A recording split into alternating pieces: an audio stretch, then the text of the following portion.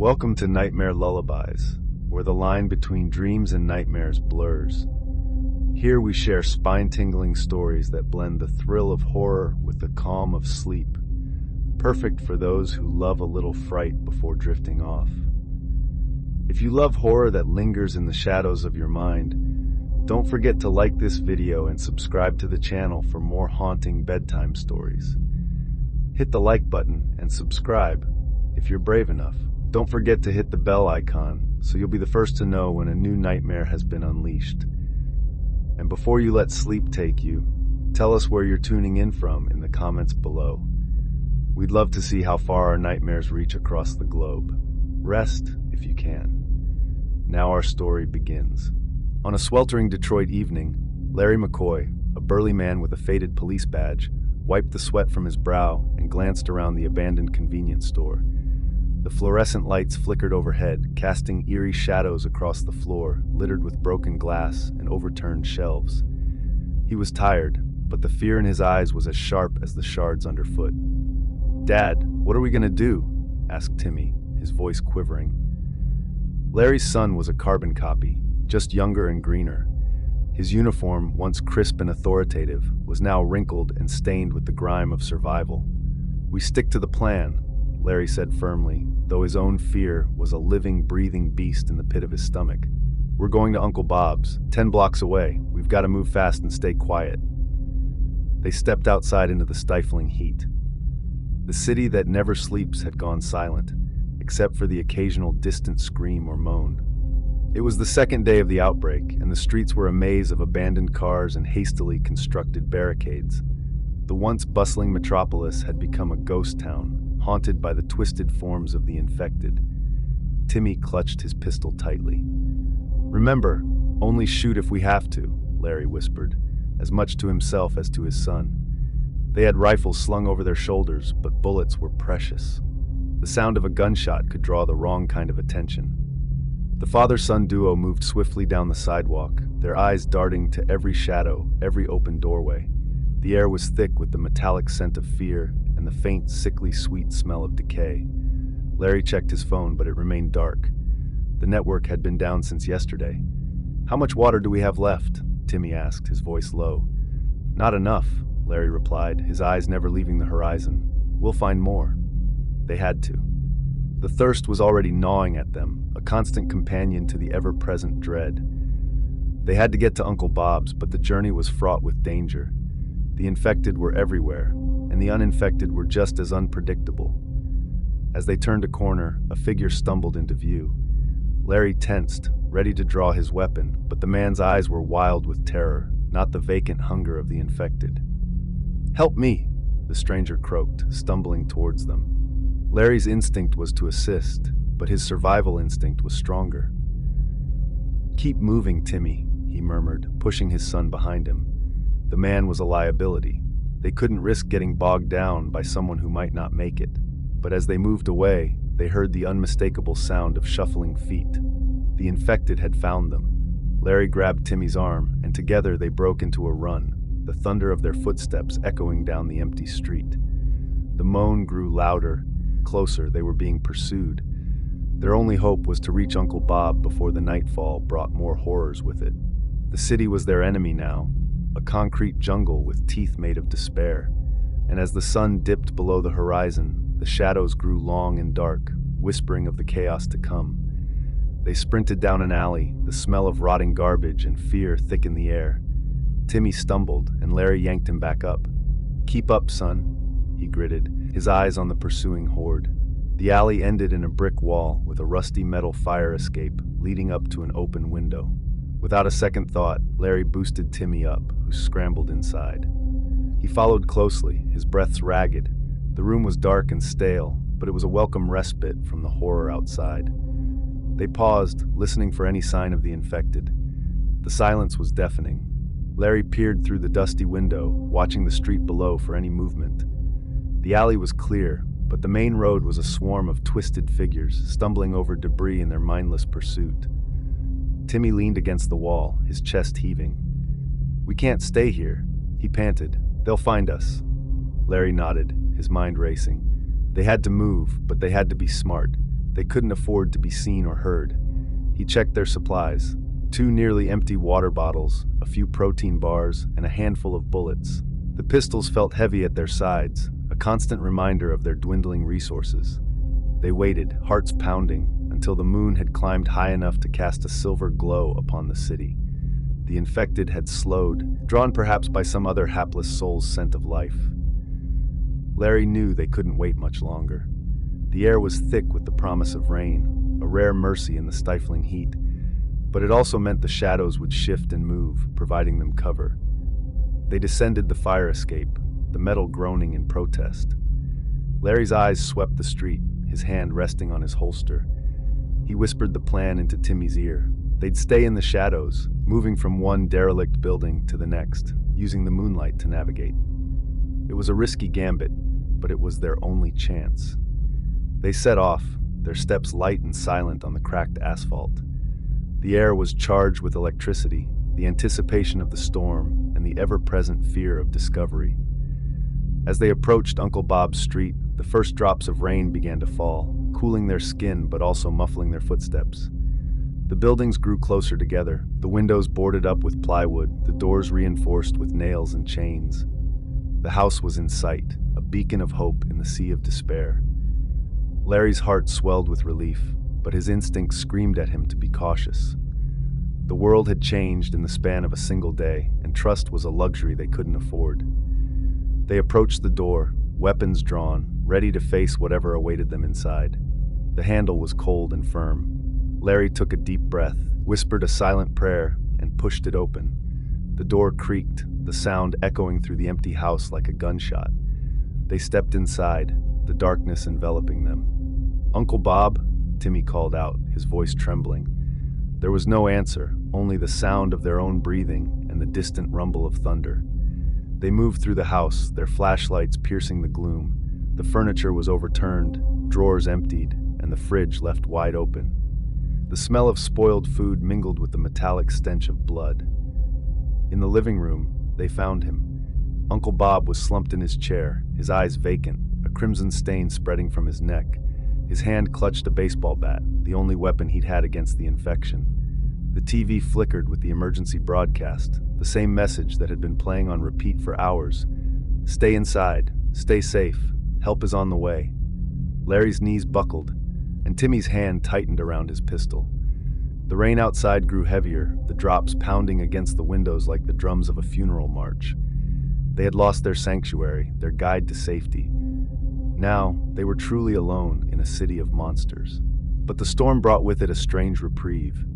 The sound of the rain seemed to mask their footsteps and muffle the inhuman growls from outside. They moved swiftly, their eyes adjusting to the dimness, searching for any clue to Uncle Bob's fate or where they could find refuge. Larry's flashlight beam danced over the shattered glass and overturned furniture, painting the scene in stark contrasts of light and shadow.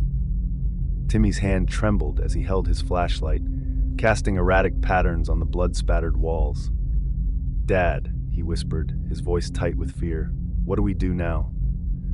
Larry took a moment to compose himself, the weight of their situation pressing down on him like a leaden blanket. He knew they had to keep moving, had to find a new place to hole up. "We keep going, Timmy. We stick together and keep looking."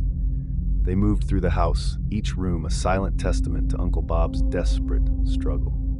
The stairs creaked ominously as they ascended to the second floor. The bathroom door was ajar, the tub filled with a crimson pool of water, evidence of a futile attempt to wash away the infection. In the bedroom, they found a map of the city, marked with hasty X's and arrows. Larry studied it, his brow furrowed, trying to discern a pattern or a destination. It was clear Uncle Bob had been preparing an escape plan, but it had been cut short. The rain outside grew into a deluge, the windows rattling in their frames. Timmy's light flickered across a half-eaten sandwich on the nightstand, the bread soggy and the meat congealed. "We need to eat something," he murmured, his voice a stark reminder of their dwindling supplies. Larry nodded grimly. They split the sandwich, the act of eating feeling almost sacred in the face of such deprivation. The food was stale, but it filled the void in their stomachs. They gathered what they could, a few cans of food from the kitchen, some bottles of water from the fridge. The house had been picked clean of everything else. With the storm raging outside, the infected had retreated to the shadows, giving them a brief respite. But the rain also brought a new challenge. The streets would be slippery, the visibility poor. They had to find shelter before the storm's fury was unleashed in full. They decided to make for the nearest police station, hoping to find supplies and information. The trek was fraught with danger, but Larry felt a glimmer of hope. If they could make it there, they might stand a chance of surviving this nightmare. The rain pummeled down on them as they sprinted through the streets, the water mixing with the sweat and grime on their faces. They clung to the shadows, the flashlights off, relying on the moon's pale glow to guide them. The world had become a blur of wet concrete and shadowy figures, both living and dead. The police station loomed ahead, a bastion of safety amidst the chaos. But as they approached, Larry heard it, the unmistakable sound of gunfire. His heart sank. The station was not the refuge they had hoped for. It was a battleground. They ducked into an alley, hiding behind a dumpster. The sound grew louder, closer. Timmy's grip on his father's arm tightened. "Dad," he whispered, his eyes wide. "What now?" Larry took a deep breath, the taste of rain and despair in his mouth. He knew they had to keep moving, to find a new place to hide. But the city was closing in on them, its jaws snapping shut. He glanced at the map, searching for an alternative, his mind racing. And that's when he saw it, a small, unmarked X, 2 blocks away. A place Uncle Bob had known, a place they hadn't considered. "We have to check it out," he said, his voice firm. It was a gamble, but it was the only play they had left. They moved through the alley, the rain now a torrent.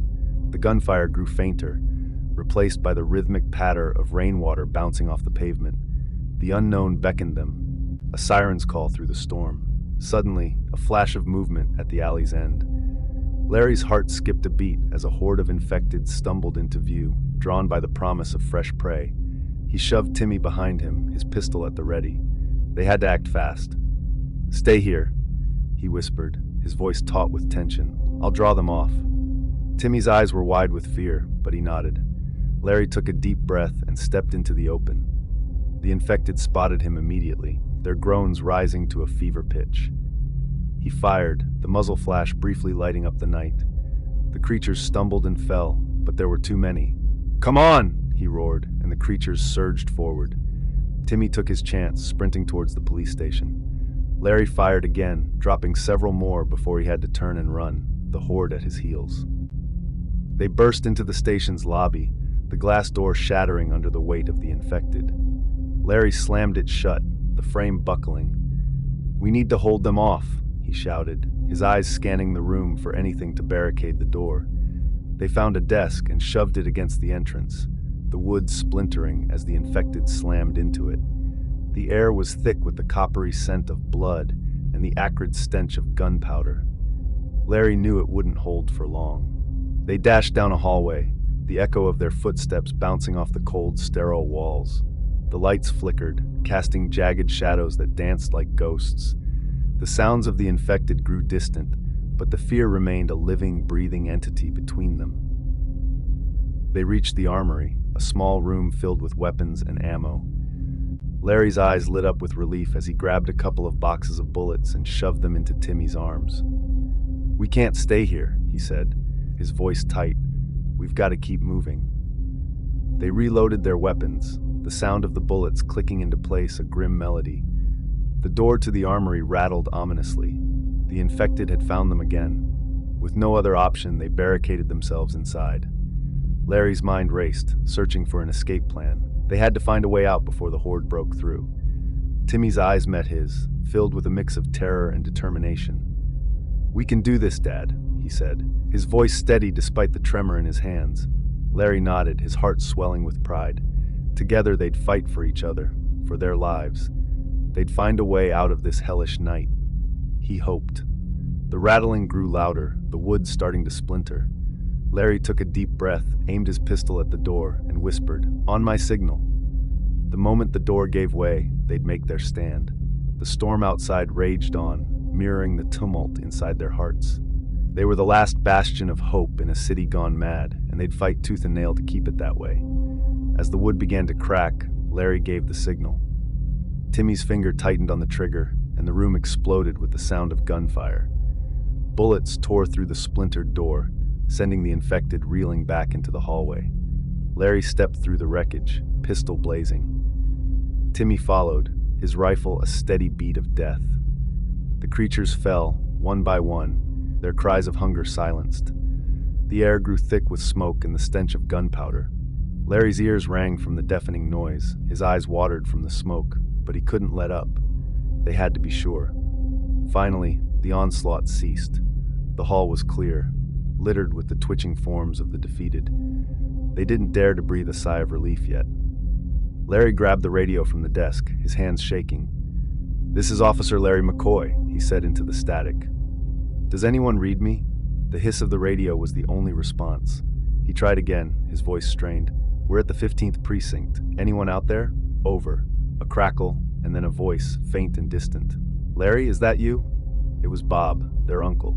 He was alive. The wave of relief that washed over them was short-lived, however, as the voice grew clearer. "They're everywhere. I can't hold out much longer. Tell Timmy I love him. Goodbye." The line went dead. The blood drained from Larry's face.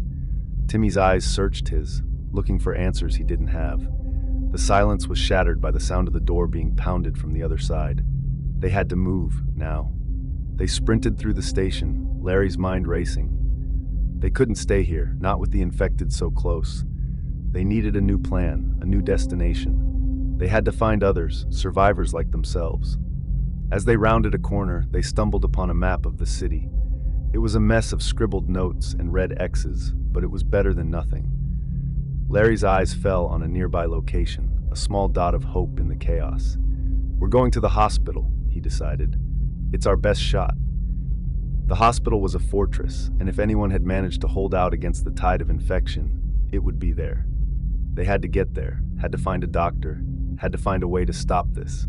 The thought of their uncle's fate only served to fuel their determination. They made their way through the darkened corridors, the echoes of their footsteps the only sound.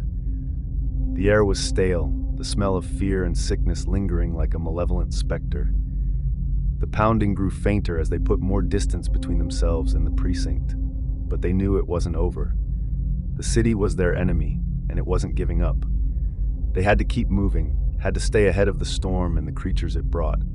They had to find a cure, or at least a way to slow the infection's spread. The rain outside had become a symphony of despair, a mournful tune for the lost and the damned. The hospital loomed ahead, a tower of salvation in the foggy night. The lights flickered in the windows, a beacon in the dark. Larry clutched Timmy's shoulder, his grip firm. "We're almost there, son," he said, trying to convince himself as much as his boy. "We're going to be okay." The words felt hollow, but they had to hold on to something. They couldn't let the fear win. As they approached the hospital doors, they steeled themselves for what awaited them inside. They had no idea if they'd find refuge or a new battleground, but they had no other choice. They pushed the doors open, the storm's fury retreating momentarily. The hospital's lobby was a tableau of chaos, overturned chairs, broken glass, and a discarded stretcher. The emergency room was a ghostly sight, the once bustling area now eerily silent. Larry's eyes fell on a note, hastily scrawled and left on the reception desk. "Quarantine.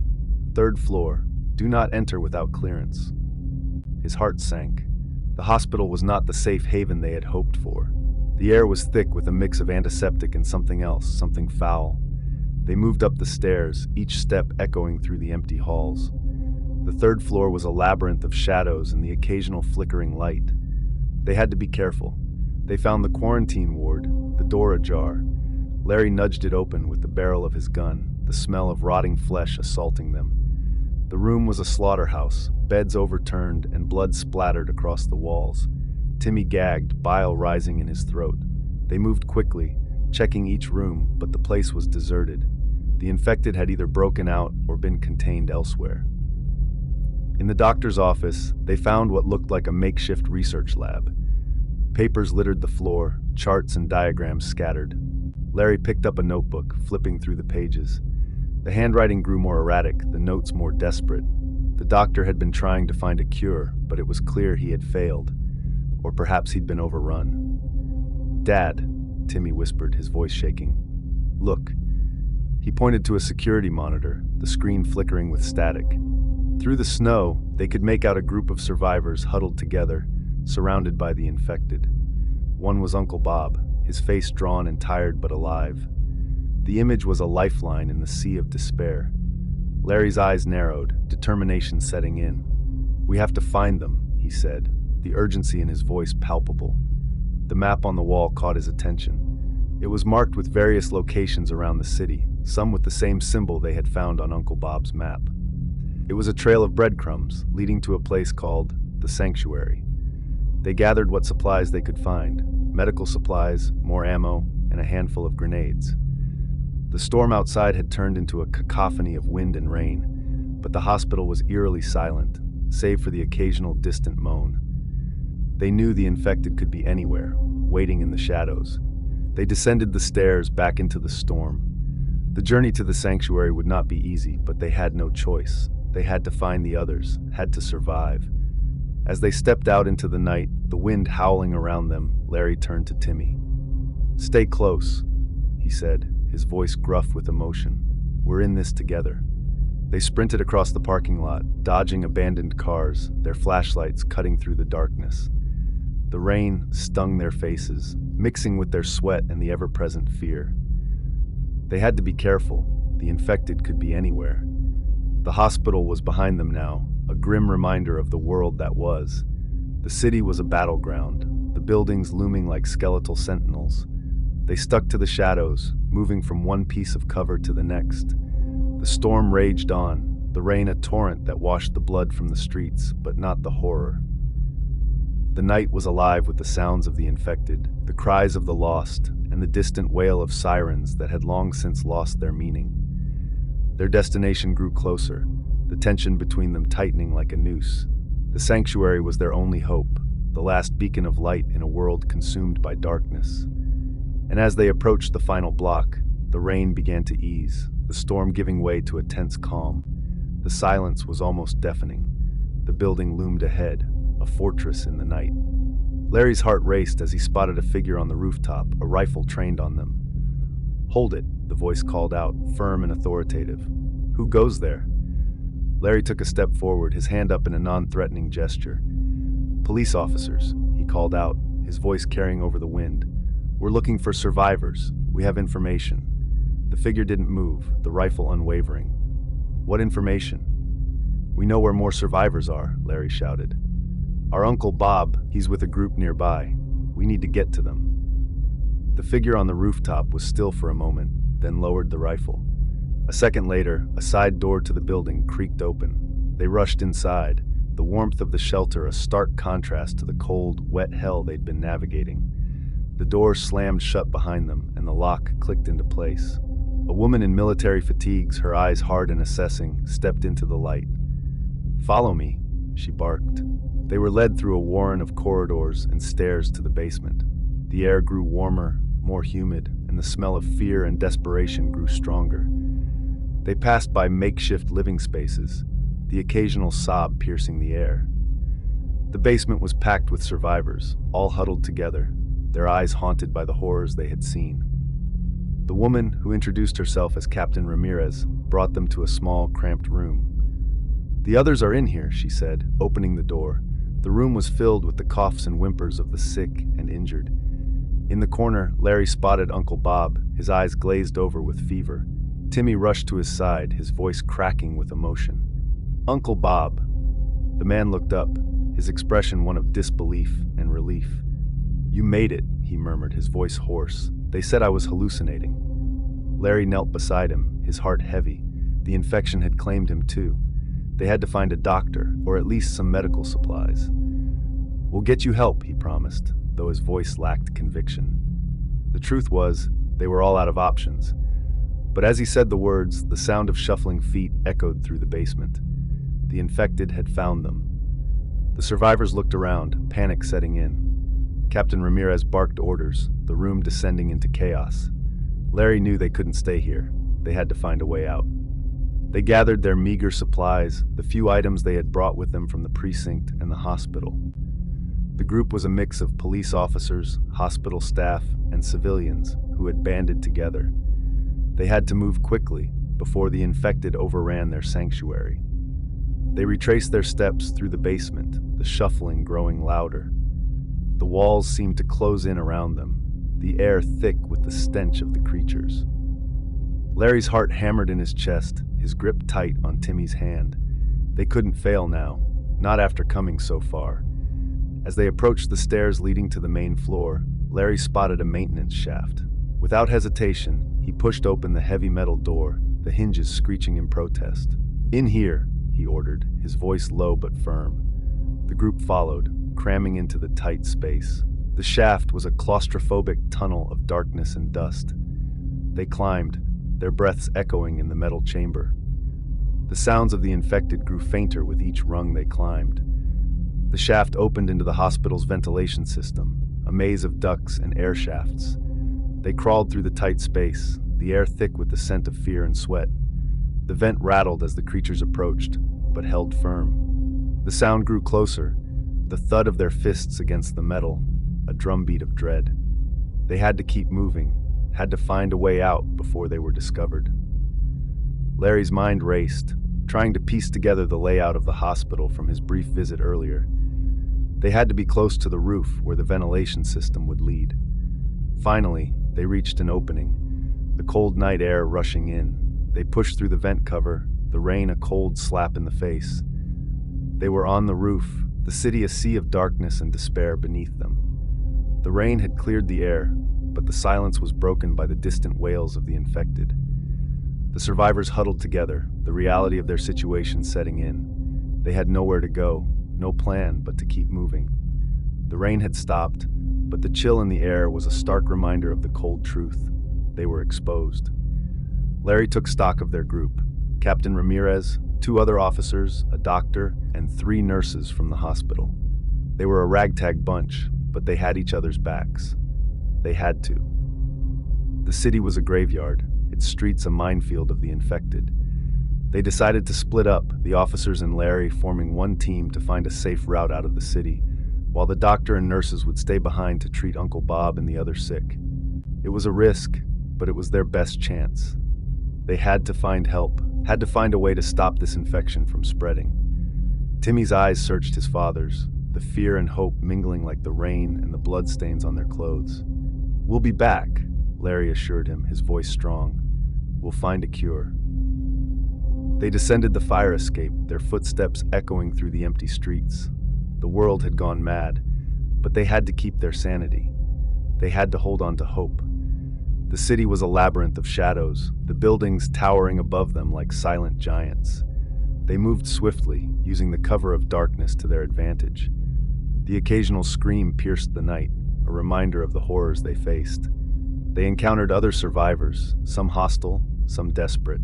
They had to make quick decisions, to trust or to flee. The city had become a jungle, and trust was a commodity in short supply. They gathered information, piecing together a patchwork of rumors and half-truths. There was talk of a cure, of a group that had figured out how to fight back. As they moved closer to the city's outskirts, the signs of life grew fewer. The buildings grew more dilapidated, the streets more treacherous. The air was thick with the scent of decay and the acrid tang of burnt rubber. The world had ended, and they were the last to know. Their journey was fraught with danger, their path littered with the remnants of the city's fall. They found supplies in the most unlikely of places, a small convenience store with the doors barricaded but the goods untouched. They took what they could, leaving behind a message for any who followed. Survivors, headed to the checkpoint. The checkpoint was a ghost town, the barricades abandoned. Larry's heart sank. Had they been too late? Had the infection spread this far? They pushed on, the silence of the night their only company. And then, in the distance, a flicker of light, a fire, a camp. They approached cautiously, weapons at the ready.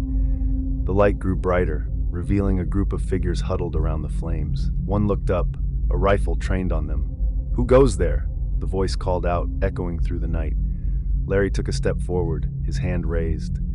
"Friendly," he called back, his voice steady. "We're survivors from the city, looking for help, for a cure." The figure lowered the rifle slightly.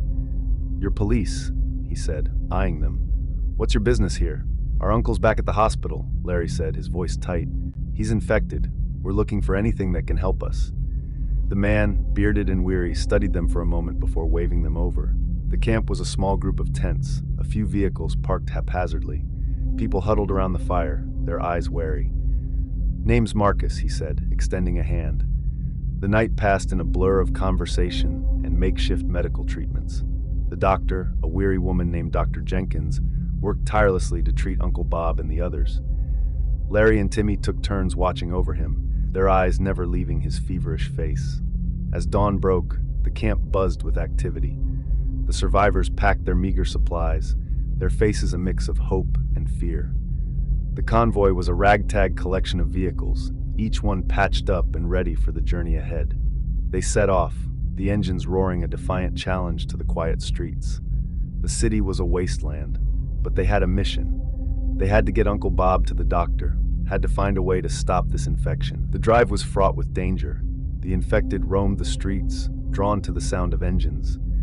They had to fight their way through, the bullets flying and the tires squealing. The convoy grew smaller as vehicles broke down or were overrun, but they didn't stop. Days turned into weeks, the horizon a blur of road and despair. They encountered other groups, some friendly, some not. They picked up survivors along the way, each one adding to their story. The convoy grew, a beacon of hope in the apocalypse. But the infection grew stronger, the cities they passed through more and more desolate. The radio crackled with static, the occasional message of a safe haven or a warning of a new outbreak. The world outside was dying, and they were racing against the clock. And then, one night, the sky lit up with an unearthly glow. The infected grew more agitated, their numbers swelling. The group huddled around the fire, their faces etched with fear. "What is that?" Timmy whispered, his eyes wide with terror. "It's the end," someone murmured. But Larry knew it wasn't. It was a new beginning, a harbinger of the battle to come. They had to be ready, had to keep fighting. "We can't give up," he said, his voice firm. "We've come too far." The group nodded, their resolve solidifying in the face of the unknown. They had each other, and they had hope. And in this new world, that was all they needed. The convoy pushed on, the glow in the sky a constant reminder of the horrors they left behind. But ahead, the promise of salvation called, a siren's song that grew louder with every mile. They had to reach it, had to find a way to end this nightmare. The road grew steeper, the trees denser, the air grew colder, the snow beginning to fall. The world outside was dying, but within the warmth of the vehicles, they held on to life. And then, through the trees, they saw it. A fence, a gate, and beyond that, a beacon of light. The sanctuary, a place of refuge and hope. The end of their journey, or the beginning of the fight. They approached the gate, their hearts pounding. The infected were everywhere, their eyes glowing with an unearthly hunger. The gate creaked open, and they drove through, the metal sliding shut behind them with a finality that echoed through the night. The sanctuary was a fortress, a bastion of light in the darkened world. But even as Larry and Timmy stepped from the car, the air felt wrong. A cold sweat broke out on Larry's brow as he turned to see Uncle Bob stumble from the shadows, his eyes a sickly yellow, his skin slick with feverish sweat. The infection had taken hold. Timmy's grip on his pistol tightened, his breath shallow and ragged. "No," he whispered, his voice breaking. "No, Uncle Bob." But it wasn't Uncle Bob anymore. The man Larry had known, the man who had taught him to fish and laugh and live, was gone. In his place was a creature, a monster driven by the hunger of the infection. It stumbled towards them, groaning, its jaws snapping. "Do it," Larry said, his voice hoarse. "Do it now." Timmy's finger tightened on the trigger, his eyes never leaving Uncle Bob's. The shot rang out, echoing through the stillness of the camp. Uncle Bob's body jerked, then collapsed to the ground, lifeless. The survivors around them stared in shock, the horror of what had just happened etched on their faces. Larry stepped forward, his hand on Timmy's shoulder, his eyes filled with a mix of pride and sorrow. "You did what you had to," he murmured. Timmy nodded, but the tremor in his hands belied his words. They had lost so much, and now they had lost their last link to the life they knew. But they had a mission, a promise to keep. They had to find the doctor, had to stop the infection from claiming more lives. The doctor, a stoic woman named Dr. Keller, took the news in silence. She had seen too much death, too much suffering. But she nodded, her eyes hardening with determination. "We'll keep fighting," she said, "for him, for all of us." The camp was a hive of activity, survivors moving with a newfound purpose. They had a doctor, a leader, and a plan. They would fortify the sanctuary, make it a bastion of hope against the tide of the infected. The days grew shorter, the nights colder. The infection raged outside, the moans and screams a constant reminder of the battle they faced. But within the walls of the sanctuary, they worked tirelessly, building defenses, forging weapons, and tending to the sick. Larry took up the mantle of protection, his pistol never far from his side. He patrolled the perimeter, his eyes scanning the horizon for any sign of the infected. He knew they'd come, that it was only a matter of time. And then, one night, it happened. The alarm bells rang out, a shrill cry that pierced the frosty air. The infected had breached the outer walls. The camp was under siege. They fought with everything they had, the sound of gunfire and screams a cacophony of terror. Timmy, now a seasoned survivor, stood beside his father, his rifle firing in a steady rhythm. They had become a well-oiled machine, a bond forged in the crucible of the apocalypse. The battle was brutal, the night a canvas of fire and blood. The infected fell, but more took their place, a relentless tide of decay. Larry's mind raced, searching for a way to save the camp, to keep the infection from claiming more lives. And then he saw it, a flaw in the wall, a breach that could allow the infected to flood in. He shouted to Timmy, his voice a roar over the din of battle. "We have to seal it!" They ran, their boots crunching in the snow. The cold burned Larry's lungs, but he didn't falter. They reached the breach, a jagged gap in the metal. Larry grabbed a nearby explosive, his hands steady. "Cover me," he yelled. Timmy nodded, his rifle trained on the incoming horde. Larry set the charge, his heart racing. "Fire in the hole!" The explosion rocked the ground, the force sending a wave of heat through the cold air. The wall of flame and debris held back the infected, but not for long. The breach was sealed, but the price was high, the loss of their friends and allies. The camp was a battleground, littered with the fallen. Larry and Timmy, their faces streaked with soot and blood, searched the carnage for any sign of survivors. But there was none. The reality set in as the smoke cleared. The sanctuary had fallen. The infected had overrun the walls, their hunger insatiable. Larry felt a sharp pain in his side, a coldness spreading through his veins. He looked down to see teeth marks, the skin around them already turning a sickly gray. No, it couldn't be. Timmy's eyes grew wide with horror as he saw the bite. "Dad," he whispered, his voice choked, "you're infected." Larry's gaze met his son's, the love and fear in Timmy's eyes a mirror to his own. "We have to go," he said, his voice strained. "We can't stay here." They stumbled through the wreckage, their hearts heavy with grief. Larry knew what was coming, the inevitable transformation that would turn him into one of them. But he couldn't leave Timmy alone, not now. They found a car, the engine still running, the keys dangling in the ignition. It was a gift, a miracle amidst the horror. Larry climbed into the driver's seat, his strength already waning. "Take us out of here, son," he murmured. Timmy's hand trembled as he shifted the car into gear. The tires spun, finding purchase in the snow. They burst through the gates, the infected closing in. The car swerved and bounced over the uneven ground, a wild ride into the unknown. As they sped away from the ruins of the sanctuary, Larry felt the infection's grip tightening. The pain grew, his skin grew clammy, and his vision began to swim. Timmy's eyes never left the rearview mirror. The fear of what was to come etched deep. They found refuge in an abandoned farmhouse outside of the city. The quietness of the countryside, a stark contrast to the chaos they just fled. Larry could feel the change coming, the hunger gnawing at him from within. "Timmy," he whispered, his voice barely audible, "you know what you have to do." Timmy's hand tightened around the rifle, the cold metal a stark reminder of his fate. "I won't leave you," he said, his voice shaking. "We're in this together." But Larry knew the truth. He had seen it too many times before. The infection was a merciless master, turning even the strongest of men into mindless beasts. He took a deep breath, fighting back the tears. "I'm sorry, son," he murmured, "but you can't save me. You have to save yourself." The farmhouse was cold and empty, the silence a mournful lullaby. They barricaded the doors and windows, their hearts racing. Larry sat on the floor, his back against the wall, watching the shadows dance in the flickering candlelight. Timmy sat beside him, his eyes never leaving his father's face.